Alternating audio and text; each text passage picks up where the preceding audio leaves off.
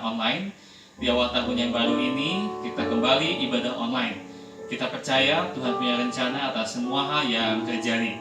Sebelum kita sama-sama mengikuti ibadah online ini, saya ingatkan kembali seperti ibadah-ibadah online yang terdahulu, di mana Bapak Ibu Saudara boleh mempersiapkan sebuah ruangan yang khusus di rumah Bapak Ibu Saudara untuk bersama-sama beribadah dengan keluarga dan sama-sama menikmati ibadah online ini dengan sungguh-sungguh ya, tanpa gangguan ataupun tanpa hal-hal yang tidak perlu kita lakukan. Sebab kita percaya Tuhan hadir tengah-tengah kita saat ini, dan Tuhan juga hadir di rumah Bapak Ibu Saudara untuk memberkati Bapak Ibu Saudara dan keluarga. Ibadah online ini akan berlangsung selama 2 minggu, berarti tanggal 10 dan tanggal 17 Januari. Setelah itu kita akan kembali ibadah secara offline. Jadi Bapak Ibu Saudara buat kembali ke gereja ya di minggu keempat ya setelahnya. Oke. Mari dukung dan terus menjaga kesehatan Bapak Ibu Saudara ya dengan sekeluarga supaya tetap menjaga kesehatan di masa pandemi ini, supaya tetap dapat bekerja, dapat beribadah, dan ya saudara dapat memberikan persembahan atau perpuluhan lewat nomor rekening yang akan ditampilkan di layar televisi atau handphone Bapak Ibu Saudara. Ya, demikian Bapak Ibu Saudara pengumuman sebelum kita sama-sama beribadah online pagi hari ini. Mari kita berdoa biar Tuhan yang memberkati ibadah online kita pagi hari ini.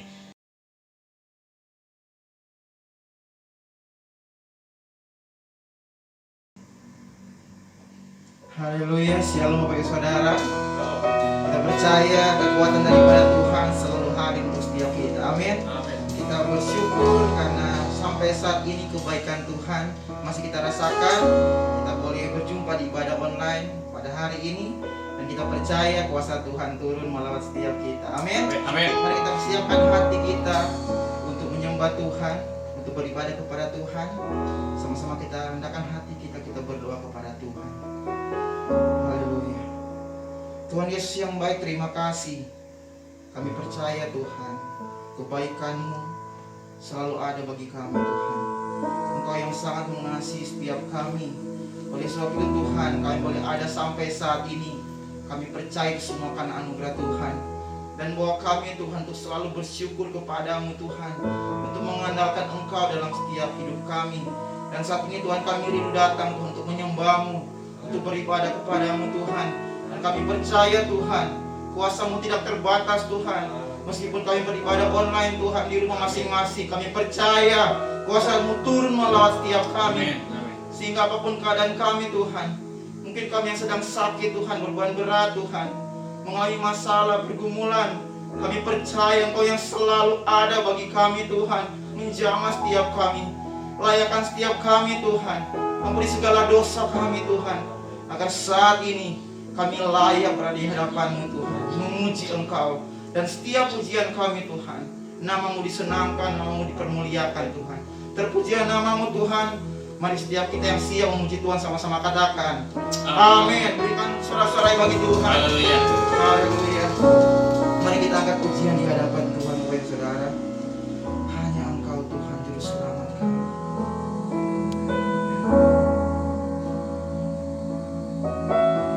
Yesus Tuhan, mari dengan segenap hatimu Tuhan sama-sama katakan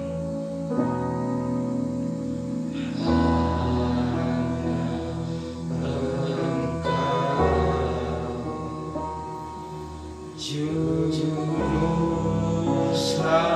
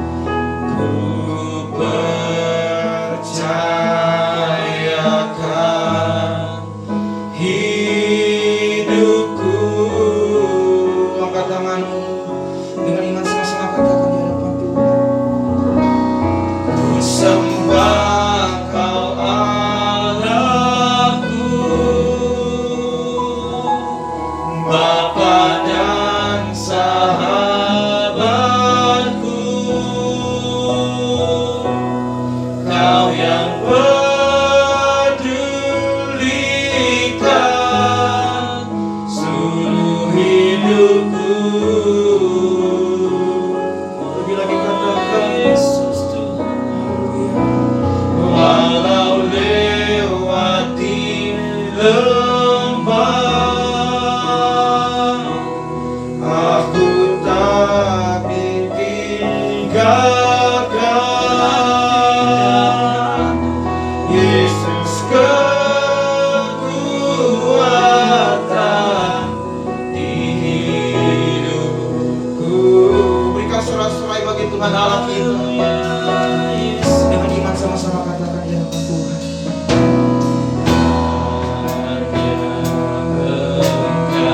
Iman kami kepadamu Tuhan. Kami percaya Tuhan, Engkaulah juru selamat kami. Tuhan, Kau setia padaku. Kami percaya Tuhan yang kami pegang hati janji-Mu. Aku pegang hanya janji-Mu, dan kami percayakan,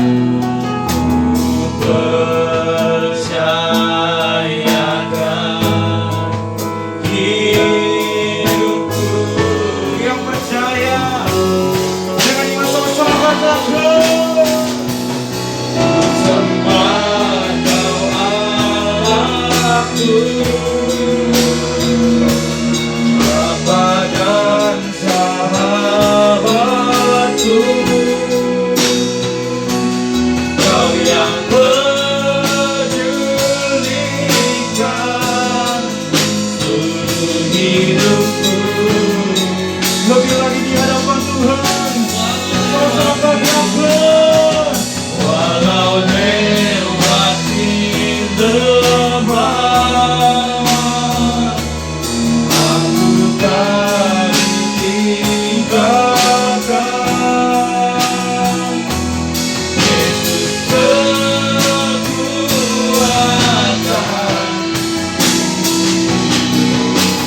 Berikan sorak-sorai bagi Tuhan Allah kita. Tuhan haleluya. Semoga yang terbaik bagi Tuhan Tuhan. Dan kami menyembah-Mu Tuhan. Kami bersyukur berterima kasih atas setiap kebaikan yang Tuhan berikan setiap hari. Atas orang di hadapan Tuhan. Haleluya.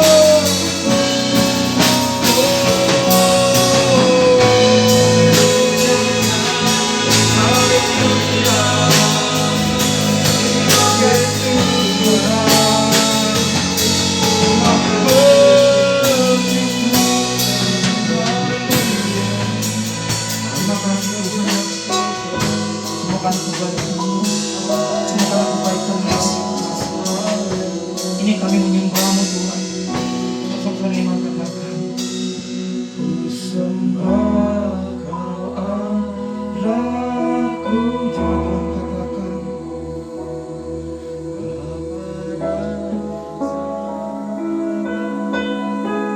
Kau yang pedulikan, Kau yang pedulikan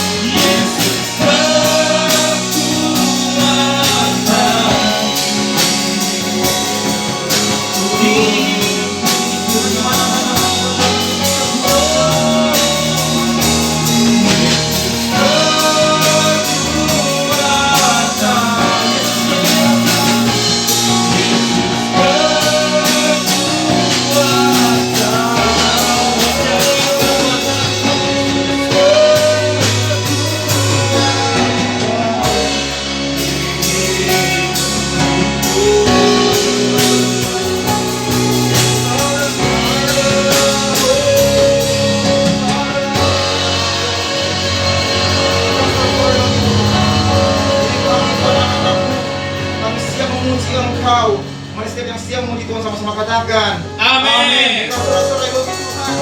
Haleluya.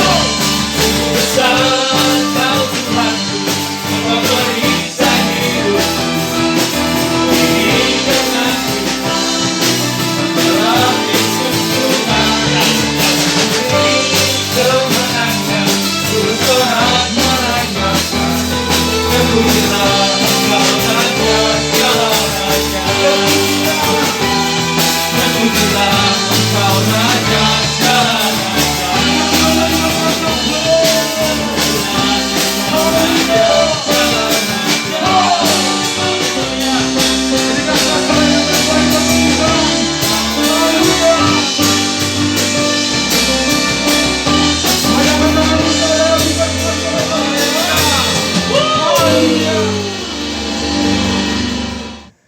Haleluya, kami mengucap syukur Tuhan atas setiap kebaikan-Mu dalam hidup kami. Kami percaya Tuhan, apapun keadaan kami saat ini Tuhan, mungkin kami mengalami masa-masa yang sulit Tuhan di tengah pandemi, tapi kami percaya Engkau kekuatan yang selalu ada bagi kami Tuhan, dan Engkau selalu punya cara yang terbaik untuk memulihkan setiap kami, untuk menyembuhkan setiap kami, bahkan untuk membuat kami semakin dekat kepada-Mu. Dan ini kami Tuhan, kami siap dibentuk oleh-Mu Tuhan, bahwa kami mendekat lebih lagi kepada-Mu. Mari sama-sama kita lebih lagi di hadapan Tuhan. Kita mengangkat pujian ini dengan iman di hadapan Tuhan. Kita percaya Tuhan selalu punya cara yang terbaik untuk menolong setiap kita. Haleluya. Haleluya. Kapan kami ragu kepada-Mu, sama-sama katakan.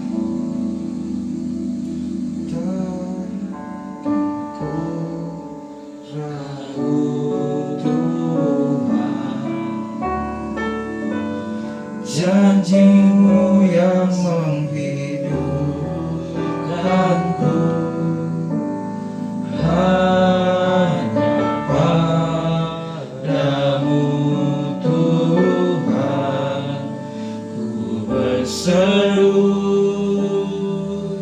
dan mataku tertuju padamu. Angkat tanganmu di hadapan Tuhan. Selalu punya cara untuk menolongku. Kau selalu punya jalan keajaiban-Mu. Kau dahsyat dalam segala perbuatan-Mu, dan ku tenang di dalam cara-Mu. Berikan sorak-sorai yang terbaik bagi Tuhan. Kita percaya Tuhan sumber kekuatan kita. Amin. Amin.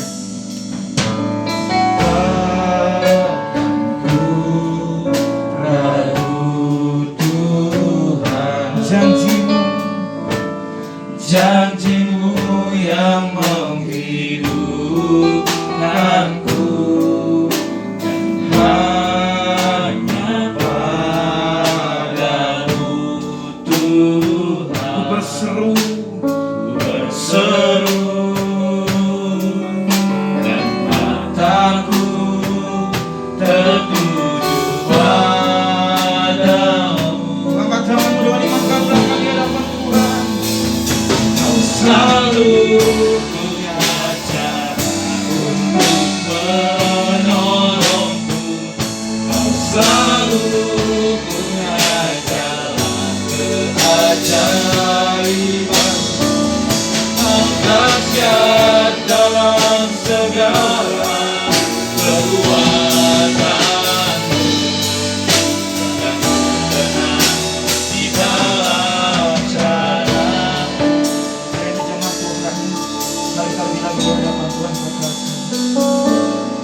Selalu punya cara untuk menolongku. Kau selalu punya jalan keajaibanmu. Kau dahsyat dalam segala perbuatan, dan ku tenang, di dalam jalan. Mari berdiam di hadapan Tuhan. Sama-sama berdoa. Selalu punya cara untuk menolongku. Kau selalu punya jalan keajaiban. Kau dahsyat dalam segala perbuatan.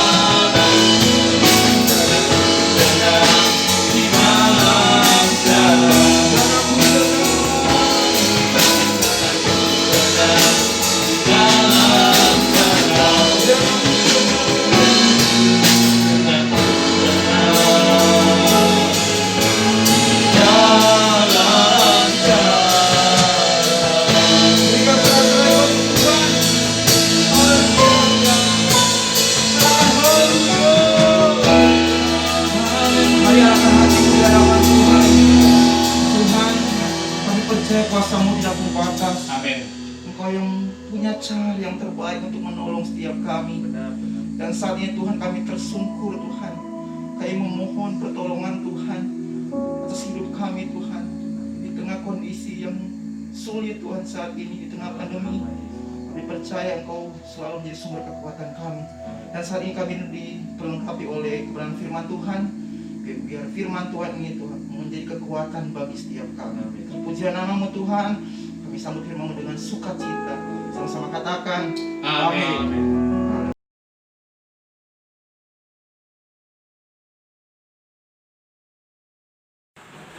Shalom Bapak Ibu, Saudara yang dikasihi Tuhan. Mari kita berdoa sebelum kita mendengarkan firman Tuhan. Bapa dalam surga, terima kasih Tuhan, kami bersyukur kepadamu, karena Engkau Allah yang setia, Allah yang menyertai kehidupan kami sampai dengan hari ini, dan kami percaya penyertaan Tuhan terus berlangsung dan terjadi dalam kehidupan kami. Terima kasih Tuhan, sebentar kami akan mendengarkan firman-Mu.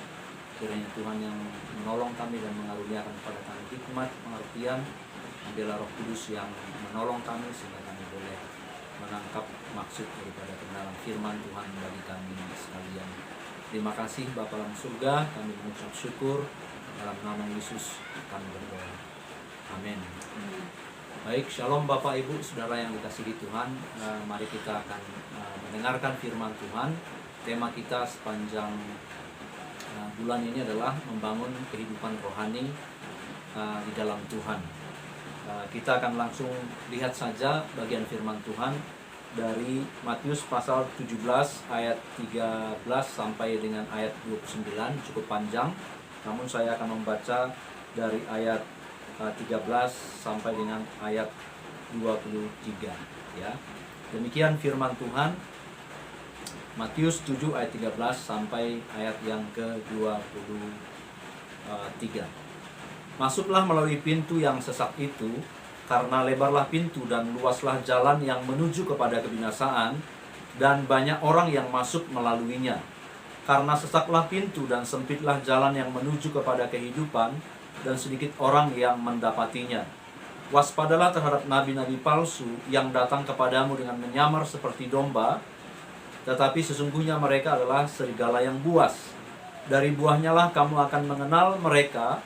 Dapatkah orang memetik buah anggur dari semak duri, atau buah ara dari rumput duri?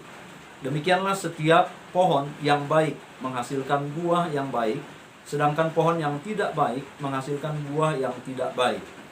Tidak mungkin pohon yang baik itu menghasilkan buah yang tidak baik, atau pohon yang tidak baik itu menghasilkan buah yang baik. Dan setiap pohon yang tidak menghasilkan buah yang baik pasti ditebang dan dibuang ke dalam api. Jadi dari buahnya lah kamu akan mengenal mereka. Bukan setiap orang yang berseru kepadaku, Tuhan, Tuhan, akan masuk ke dalam kerajaan sorga, melainkan dia yang melakukan kehendak Bapa-Ku yang di sorga. Pada hari terakhir banyak orang akan berseru kepadaku, Tuhan, Tuhan, bukankah kami bernubuat demi namamu dan mengadakan mukjizat demi namamu juga? Pada waktu itulah aku akan berterus terang kepada mereka dan berkata, aku tidak pernah mengenal kamu. Enyahlah daripadaku, kamu sekalian pembuat kejahatan. Nah, Bapak, Ibu, Saudara sekalian, perikop yang kita baca ini adalah rangkaian dari khotbah Yesus di bukit. Inti dari khotbah di bukit ini adalah tentang kemuritan, yaitu karakteristik yang harus dimiliki oleh murid-murid Kristus, yaitu warga kerajaan sorga di dalam dunia ini. Tuhan Yesus menekankan bahwa sebagai murid-muridnya, orang-orang percaya tidak boleh hidup tanpa kedalaman dan kekuatan fondasi iman. Yesus menghendaki agar murid-muridnya memiliki iman yang benar dan tahan uji. Nah, bagaimanakah kita, Bapak Ibu Saudara sekalian, dapat membangun iman yang benar dan kokoh di dalam Kristus? Kita belajar dari perikop ini, ada beberapa hal yang dikemukakan di sini yang kita bisa membangun kehidupan iman kita yang kokoh. Yang pertama adalah kita mesti belajar memilih jalan yang benar. Ya, tadi kita sudah membaca di ayat 13 dan 14 bahwa di ayat 13 dan 14 itu dikatakan sebagai sebuah paradoks. Ya. Kita seolah-olah diminta untuk memilih pintu yang sesak, ya, dan memasuki jalan yang sulit untuk dimasuki. Karena sesaklah pintu dan sempitlah jalan yang menuju kepada kehidupan, sedikit orang yang mendapatinya. Ini adalah sebagai hal yang boleh dikatakan paradoks, ya. Bukankah secara umum orang itu kalau diminta memilih, ya, antara yang sukar dan yang mudah, pasti secara naluriah kebanyakan orang akan memilih yang mudah. Nah, saya berikan contoh sederhana misalnya, Bapak Ibu Saudara sekalian. Kalau Bapak Ibu diminta misalnya mengantri, kalau ada banyak jalur antrian, katakanlah itu di kasir atau di counter atau di bandara misalnya, apakah Bapak Ibu akan memilih jalur yang antriannya panjang atau antriannya yang pendek? Tentu kalau ada antrian yang pendek, pasti kita akan memilih jalur antrian yang pendek. Secara naluriah kita akan berlomba-lomba untuk mencari jalan yang paling mudah untuk ditempuh. Tetapi firman Tuhan ini berbicara, tadi dikatakan seperti paradoks. Kita diminta untuk memilih jalan yang sulit, ya, memilih jalan yang sempit. Nah, ayat 13 dan 14 ini memberikan gambaran suatu realita tentang arus dunia ini kepada kita. Dikatakan karena lebarlah pintu dan luaslah jalan yang menuju kepada kebinasaan, dan banyak orang yang masuk melaluinya. Karena sesaklah pintu dan sempitlah jalan yang menuju kepada kehidupan, dan sedikit orang yang mendapatinya. Nah, kita tahu di dalam dunia ini, kebanyakan orang untuk mencapai tujuan hidupnya cenderung memilih jalan yang mudah dilalui. Barangkali kita juga cenderung seperti itu. Kalau bisa tercapai dengan cara yang lebih mudah, kenapa harus mencari jalan yang sulit? Kalau bisa mencapai tujuan hidupnya meskipun dengan cara yang tidak benar, tidak masalah, yang penting happy. Bukankah itu nilai-nilai yang sering kita temui dalam dunia ini? Dan firman Tuhan mengatakan justru jalan yang lebar itulah menuju kepada kebinasaan. Justru jalan-jalan yang mudah itu harus kita hati-hati. Karena itu membawa kita kepada satu hal yang dikatakan di sini adalah lebarlah jalan kepada kebinasaan, dikatakan oleh firman Tuhan. Nah, ketika Tuhan berkata, masuklah melalui pintu yang sesak itu, karena sesaklah pintu dan sempitlah jalan yang menuju kepada kehidupan, itu adalah sebuah perintah kepada mereka yang mau menjadi muridnya. Nah, itu berarti menjadi muridnya tidak gampang, Bapak Ibu. Firman Tuhan ini mengajar kita bahwa menjadi murid daripada Kristus itu tidak mudah, tidak gampang. Memasuki pintu yang sesak dan melewati jalan sempit yang menuju kepada kehidupan itu tidak mudah. Itu sukar dan membutuhkan kesungguhan yang besar dari setiap kita anak-anak Tuhan. Di dalam Lukas 9 ayat 23 Tuhan Yesus pernah mengatakan seperti ini. Barang siapa mau mengikut aku, ia harus menyangkal dirinya, memikul salibnya, dan mengikut aku. Nah, dari ayat firman Tuhan ini kita bisa mengerti bahwa menjadi murid Kristus itu harus bayar harga. Namun sebaliknya dikatakan, jalan kepada kebinasaan itu lebar dan luas dan banyak orang yang melaluinya. Ini adalah sebuah penjelasan yang memberikan kepada kita sebuah penekanan bahwa hidup menjadi murid Kristus itu tidak mudah. Pintu yang dilalui itu sesak dan sempit. Tetapi jalan kepada kebinasaan dikatakan lebar dan luas. Nah, oleh karena itu Bapak Ibu Saudara sekalian, sebagai murid Kristus di dalam dunia ini, bukankah kita seringkali tergiur dengan tawaran arus deras dunia ini yang menawarkan kepada kita kemudahan-kemudahan dan kenikmatan-kenikmatan di dalam hidup. Lalu kita sebagai murid Kristus, apakah yang harus kita pilih? Apakah kita sudah berusaha dengan sungguh-sungguh mengikuti jalan-jalan yang Tuhan tunjukkan bagi kita? Oleh karena itu Bapak Ibu Saudara sekalian, marilah kita tetap dengan sungguh-sungguh dan berupaya dengan segenap hidup kita mengikuti Yesus, apapun tantangan dan rintangan yang kita hadapi.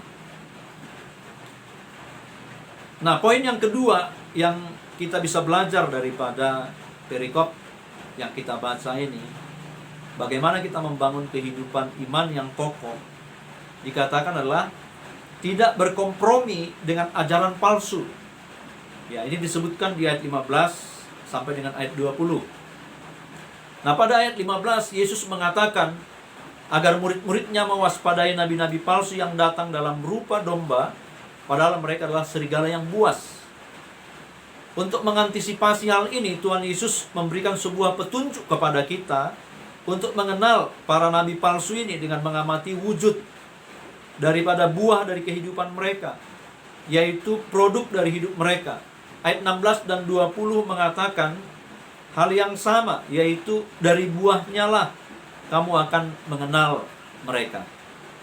Nah, di sini kita melihat bahwa Tuhan Yesus memberikan beberapa prinsip untuk mengenal pengajar-pengajar palsu ini, yaitu yang tercantum di ayat 16b dan sampai ayat 19. Yang pertama dikatakan adalah prinsip yang pertama untuk mengenal pengajaran palsu ini adalah jenis buah dan jenis pohonnya harus sama. Suatu buah berasal dari pohon yang sejenis, tidak mungkin dari pohon jenis lain. Misalnya, buah anggur tidak akan dihasilkan dari semak duri, atau buah ara tidak akan dihasilkan dari rumput duri. Yang kedua, prinsip yang dikemukakan Tuhan Yesus di sini adalah bahwa kualitas buah dan kualitas pohonnya itu harus sama. Buah yang baik dihasilkan dari pohon yang baik pula, dan buah yang tidak baik dari pohon yang tidak baik juga. Tidak mungkin terjadi sebaliknya. Nah, penekanan pada hal ini penting, yaitu bahwa pohon itu adalah sebagai sumbernya. Pohon yang tidak menghasilkan buah yang tidak baik akan ditebang. Nah, dari petunjuk Tuhan Yesus yang diberikan kepada kita, kita dapat tahu bahwa para nabi palsu ini akan menghasilkan ajaran palsu. Karena ajarannya palsu, maka buahnya pun palsu. Dan kehidupan mereka yang tidak menghasilkan buah-buah kebenaran. Tuhan Yesus sedang menekankan kepada kita, kalau kita mau menjadi murid yang sejati, lihatlah siapa gurunya. Yesus adalah guru yang sejati. Dia adalah pengajar kebenaran. Dan Yesus pernah berkata, akulah jalan dan kebenaran dan hidup. Dia adalah guru dan dia adalah kebenaran. Kalau kita membaca di bagian ayat 28 dan 29, nanti mungkin Bapak Ibu bisa baca tersendiri, menegaskan kepada kita tentang guru atau pengajar seperti apakah Yesus. Di ayat Lukas pasal 2 ayat 47 dikatakan di situ bahwa ketika ia bertanya jawab dengan para alim ulama di bait Allah, dan semua orang yang mendengar dia sangat heran akan kecerdasannya dan segala jawab yang diberikannya.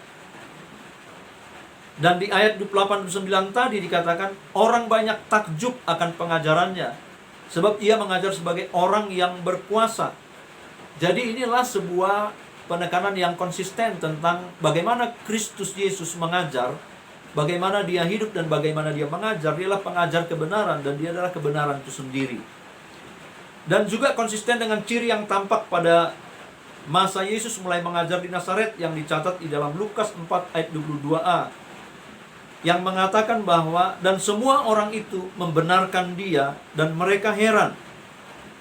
Jadi ciri-ciri ini konsisten karena Tuhan Yesus bukan hanya guru yang benar, tetapi ia adalah kebenaran itu sendiri, Bapak Ibu Saudara sekalian.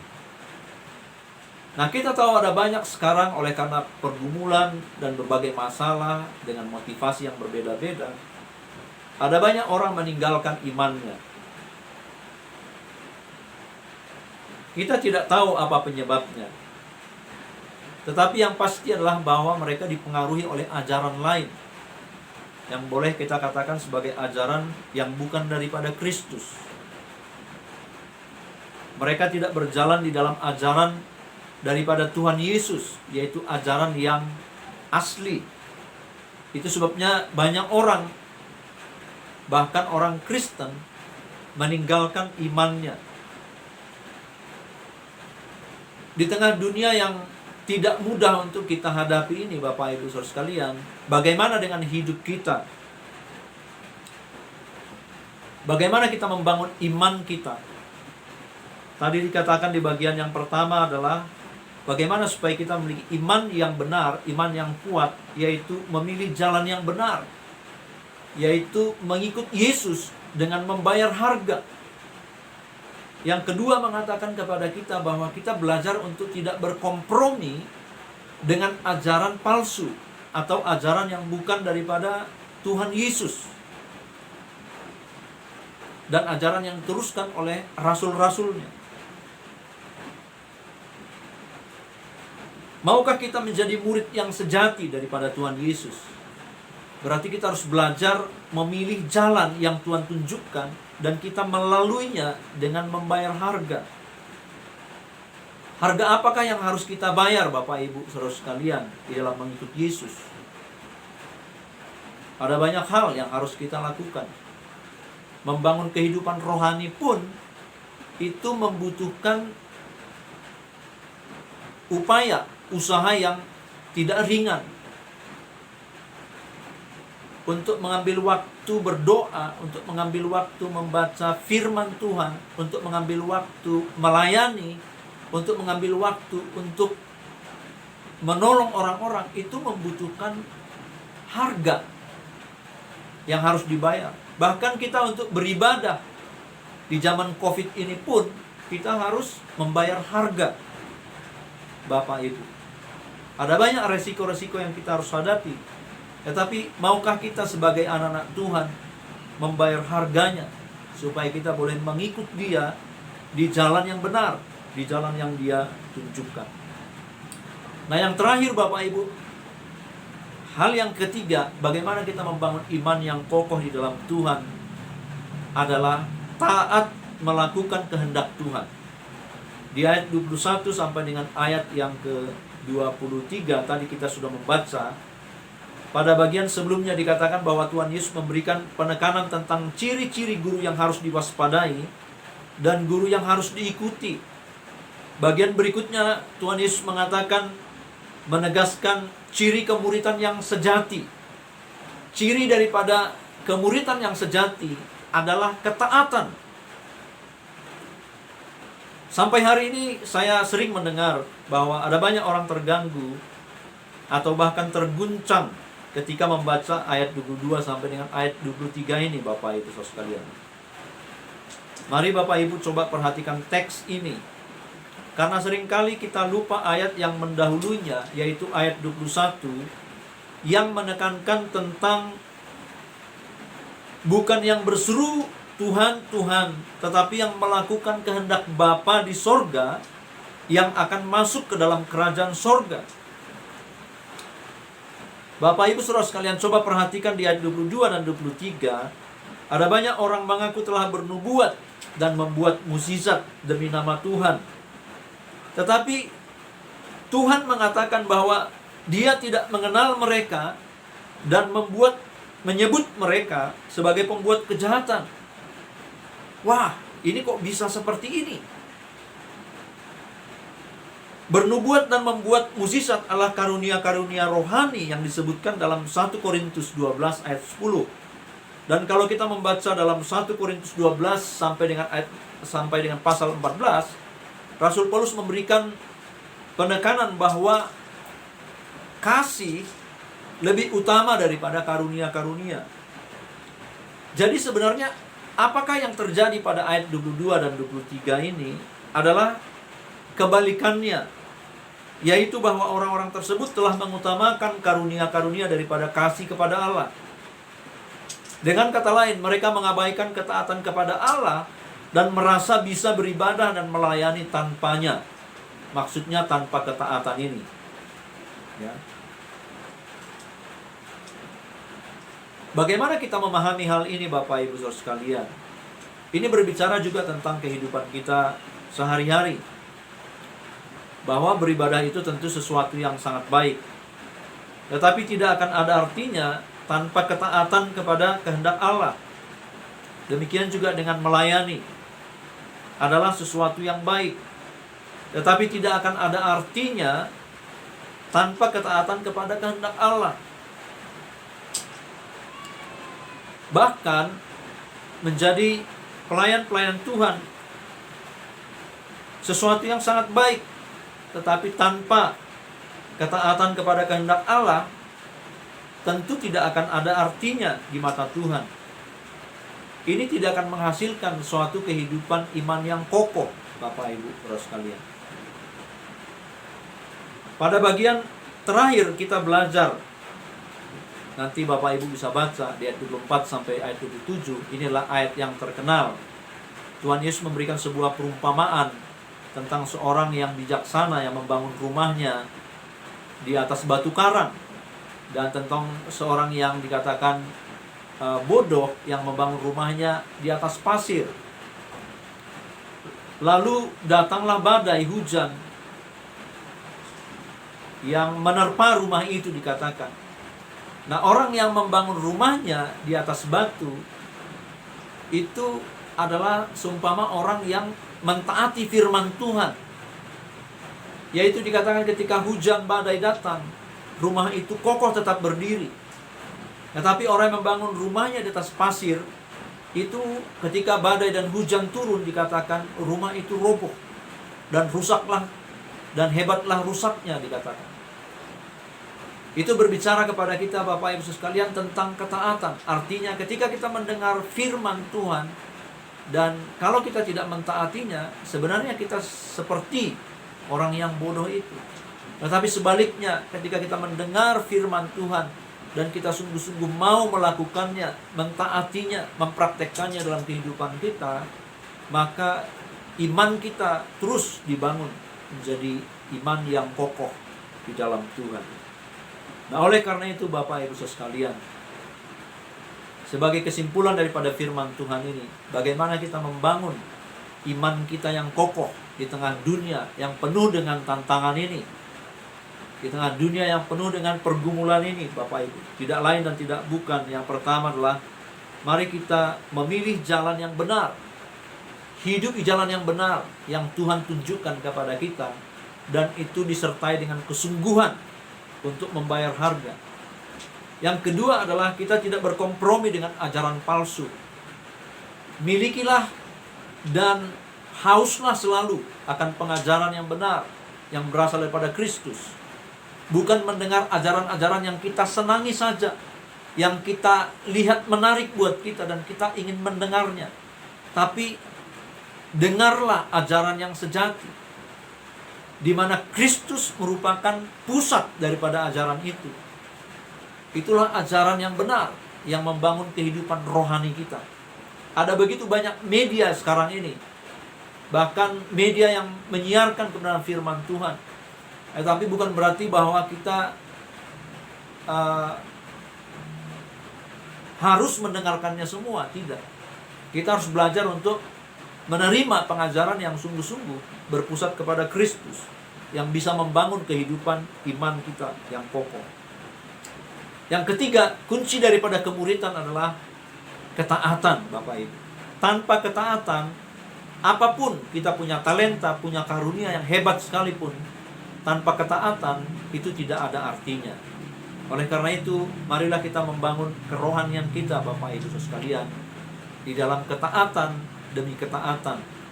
Perjalanan kita dipenuhi dengan selalu ketaatan demi ketaatan, maka kehidupan rohani kita akan bertumbuh dan memiliki iman yang kokoh di tengah dunia. Amin, Bapak Ibu Saudara sekalian. Mari kita berdoa. Bapa dalam surga, terima kasih untuk firman Tuhan yang boleh kami dengarkan pada saat pagi hari ini. Tuhan kiranya yang menolong kami sehingga kami boleh mempraktekkan kebenaran firman Tuhan ini bagi kehidupan kami masing-masing, bagi kehidupan kami setiap hari. Dan biarlah Tuhan, hidup kami ini boleh dipakai oleh Tuhan memuliakan Engkau melalui kerinduan dan keinginan untuk boleh hidup menurut apa yang Tuhan kehendaki. Terpujilah nama-Mu Bapa dalam surga. Hari Engkau berkati setiap jemaat Tuhan dimanapun mereka berada. Biarlah sukacita dan kasih daripada Tuhan selalu menyertai kehidupan jemaat Tuhan. Terpujilah nama-Mu Bapa dalam surga. Kami mengucap syukur hanya dalam nama Yesus kami berdoa. Amin.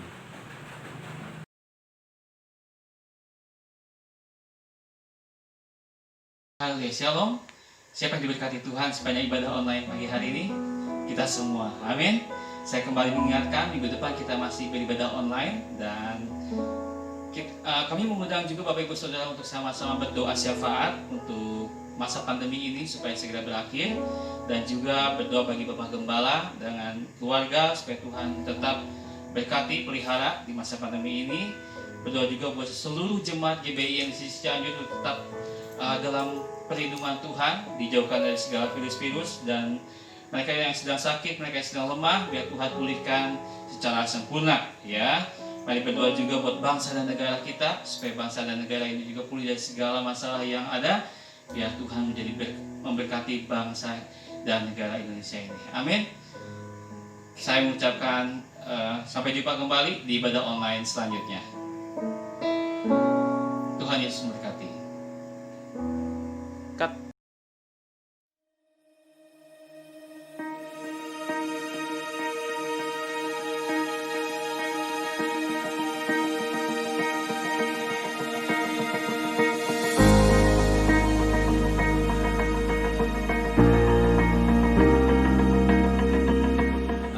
Bapak Ibu saudara sekalian, kita akan akhiri ibadah kita pada pagi hari ini. Mari kita arahkan hati kita dan mari kita terima berkat daripada Tuhan. Kasih karunia daripada Allah Bapa dan anugerah yang besar dari anaknya Tuhan kita Yesus Kristus dan pertolongan yang indah daripada Roh Kudus menyertai hidup kita mulai saat pagi hari ini, esok, dan sampai selama-lamanya.